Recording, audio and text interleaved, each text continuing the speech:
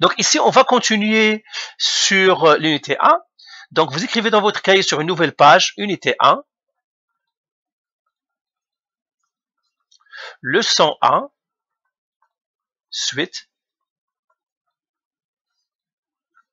Vous écrivez la date du jour et vous écrivez l'heure.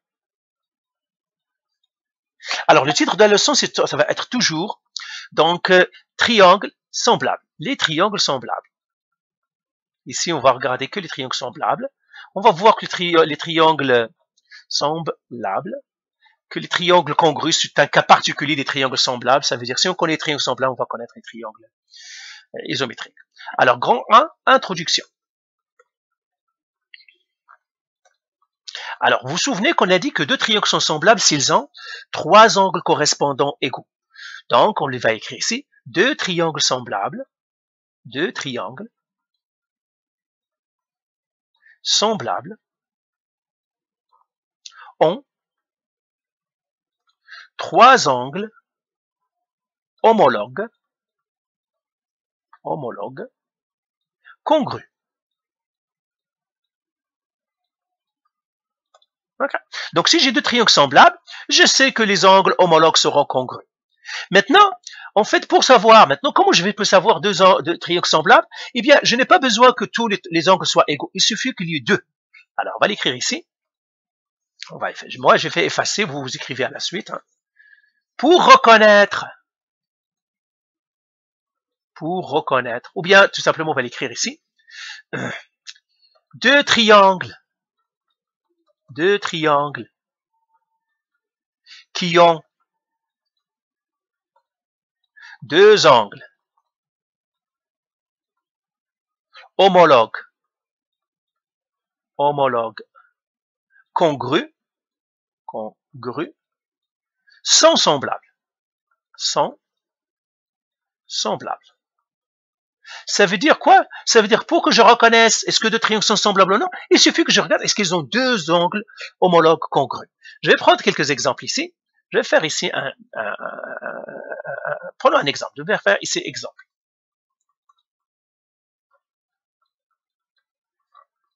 Disons, moi j'ai un triangle, il est là.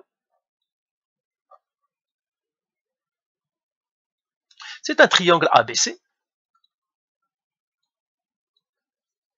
J'ai un autre triangle à côté de lui, plus petit que lui, par exemple. Je mettrai ici EFG. Et disons, moi, je sais que cet angle-là, par exemple, c'est 40 degrés. Lui, je sais que c'est 80 degrés. Lui, je sais que c'est 40 degrés. Lui, je sais que c'est 80 degrés.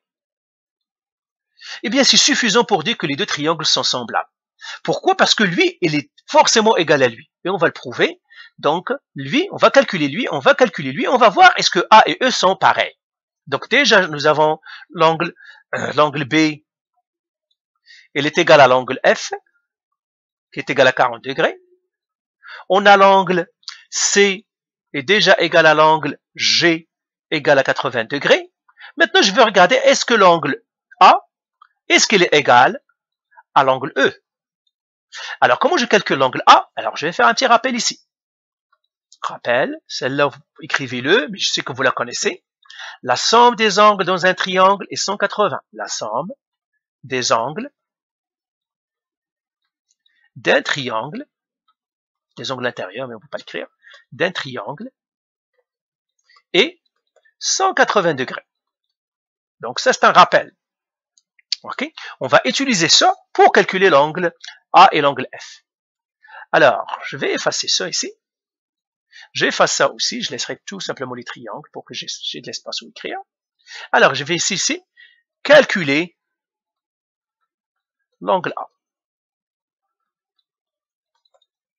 Alors, comment je le calcule? Eh bien, je fais 80 plus 40, qui me donne 120 degrés. Et je fais 180 moins 120 degrés. Pourquoi j'écris 160, mais 120 degrés, égale à 60 degrés. Donc, l'angle A est 60 degrés ici. Maintenant, je calcule l'angle l'angle E. Calculer l'angle F. comment je le fais? Je fais la même chose, 80 plus 40, parce que ce sont les deux angles, qui me donnerait lui aussi 120. Je fais 180 moins 120, ça me donne 60 degrés lui aussi. Lui aussi, c'est 60 degrés. Alors, je vous donnerai toujours ce conseil. Quand vous avez deux angles dans un triangle, calculez toujours le troisième. Toujours. La première chose que je fais, même chose, je calcule le troisième, et vous allez voir qu'on en aura besoin quand on va faire la loi des sines, la loi des cos, etc. et la trigonométrie. Donc, vous avez besoin toujours de calculer le troisième angle, si c'est possible, surtout pour la loi des sines, toujours on calcule le troisième angle. Voilà. Donc, vous voyez, les deux triangles sont semblables. Et puis, je vais écrire comme ça. Le triangle ABC est semblable au triangle. Alors, je vais effacer tout maintenant. Vous, bien sûr, vous connaissez. Vous écrivez le triangle ABC est semblable au triangle EFG. Alors, le symbole que j'ai mis ici, ça veut dire semblable. Semblable. Quand vous voyez ce symbole-là, ça veut dire semblable. J'ai dit, le triangle ABC est semblable au triangle, celui-là, mettez-le entre parenthèses, par la condition angle, angle, angle, angle. Et on la note comme ça, AA. C'est comme ça qu'on la note. Tout simplement, pourquoi? Parce que j'ai deux angles. Donc, si j'ai deux angles dans un triangle, qui sont égaux à d'autres angles dans un autre triangle, eh bien, les deux triangles sont semblables. Donc, ça, c'est important. Alors, je vais effacer. Maintenant, on va écrire grand 2. Et on va écrire ici proportionnalité des côtés. Proportionnalité des côtés. Dans un triangle semblable. Dans un triangle semblable. Pas dans un triangle. Dans deux triangles semblables. Dans deux triangles semblables. Pas un triangle semblable, dans deux triangles semblables. Parce qu'on ne peut pas avoir. Donc là encore, comment je sais que deux triangles sont semblables? Eh bien, s'ils ont deux angles homologues égaux. C'est ça. Alors maintenant, je vais énoncer, là, il y a une formule. J'écris ici formule.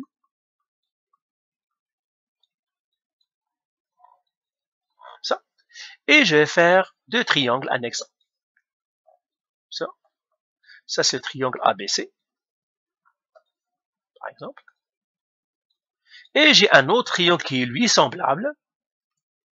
Je vais le mettre en jaune lui aussi. Mais un peu plus gros que lui. Voilà.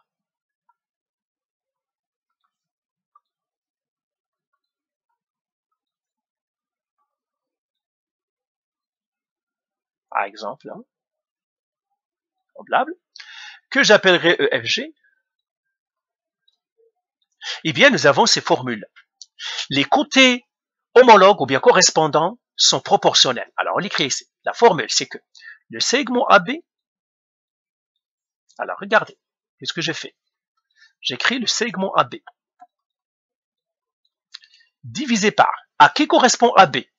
Donc, je vais faire les correspondances. Le AB, son jumeau, ou bien celui qui lui correspond, c'est celui-là. Le BC, celui qui lui correspond, c'est celui-là.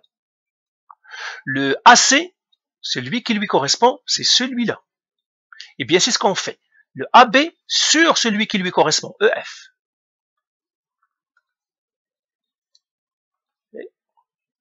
EF. Égale AC sur, à quoi correspond AC? EG. Égale BC. À quoi correspond BC? FG. Voilà. Nous avons toujours cette formule-là. Cette formule-là, on l'appelle la proportionnalité. On va l'écrire ici. Formule de proportionnalité. De proportionnalité. On l'appelle aussi les ratios, ou le rapport de similitude. Donc, formule de proportionnalité, formule des ratios,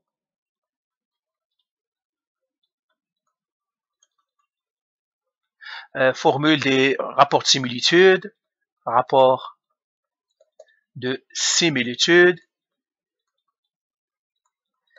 etc. Donc, mais ce qui nous intéresse, ce sont ces rapports-là. Alors maintenant, on va faire quelques exercices. Alors, je vais effacer ici. Ben, je vais laisser ça. Je vais le laisser. Et je vais partir à une autre ici. Alors, ici, nous avons deux triangles qui sont, donc on va faire ici, donc grand 3 ici, vous faites grand 3, exercice. Alors, j'ai ce triangle-là, lui, je sais que c'est 40 degrés, lui aussi, je sais que c'est 40 degrés, lui, je sais c'est 80 degrés, lui aussi, je sais que c'est 80 degrés, lui, je sais c'est 5 cm, lui, je sais c'est, ah pas 5 cm, c'est l'autre qui est 5 cm, lui, je sais que c'est 5 cm, lui, je sais que c'est 15 cm, ok? Lui, je sais que c'est 24 cm, et lui, je sais c'est 4 cm. C'est ça. Ce qu'on veut trouver, on veut trouver lui, ok? Et on veut trouver les angles, lui et lui. Donc, c'est ce qu'on appelle résoudre les triangles. Alors, on va écrire exercice. Donc, je vais nommer les sommets. A, B, C. Moi, je les ai nommés, mais c'est à vous. Donc, je mettrai ici E, F, G. Et là, exercice, résoudre les triangles,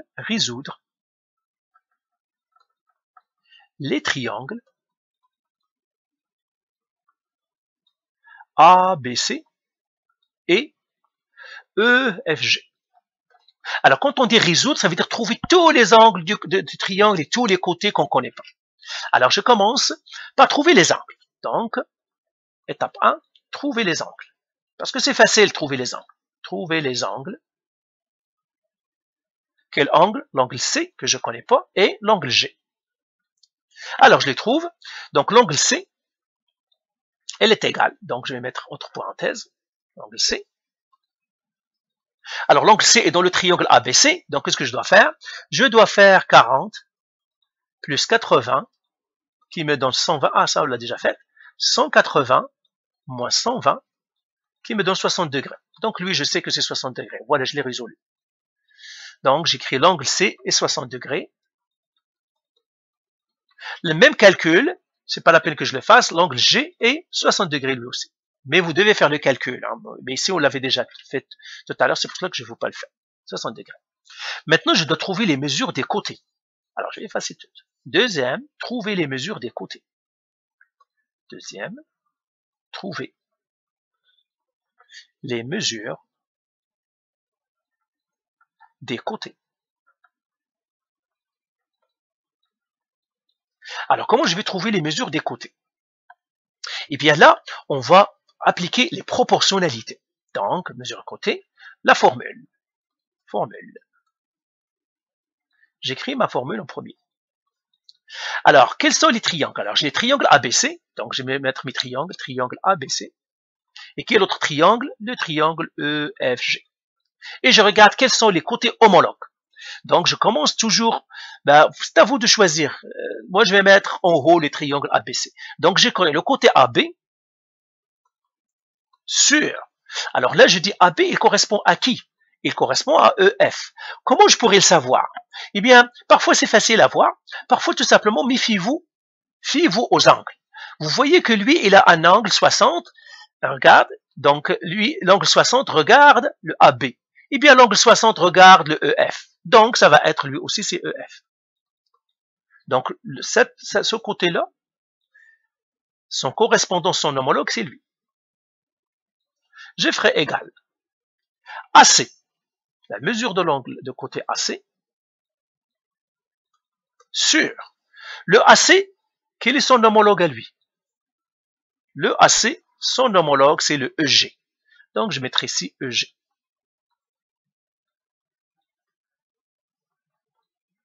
Ça, c'est égal à EG. Égal.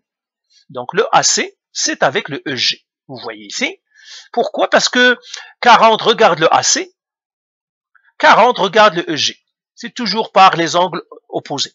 J'ai l'angle 40, il regarde son opposé, l'opposé c'est 24, c'est celui-là, eh bien c'est lui qui correspond. Lui, le 40 regarde le AC, eh bien le AC va être avec le EG. Maintenant, le BC, il est avec qui? Eh bien, il est avec, c'est-à-dire le FG. Voilà.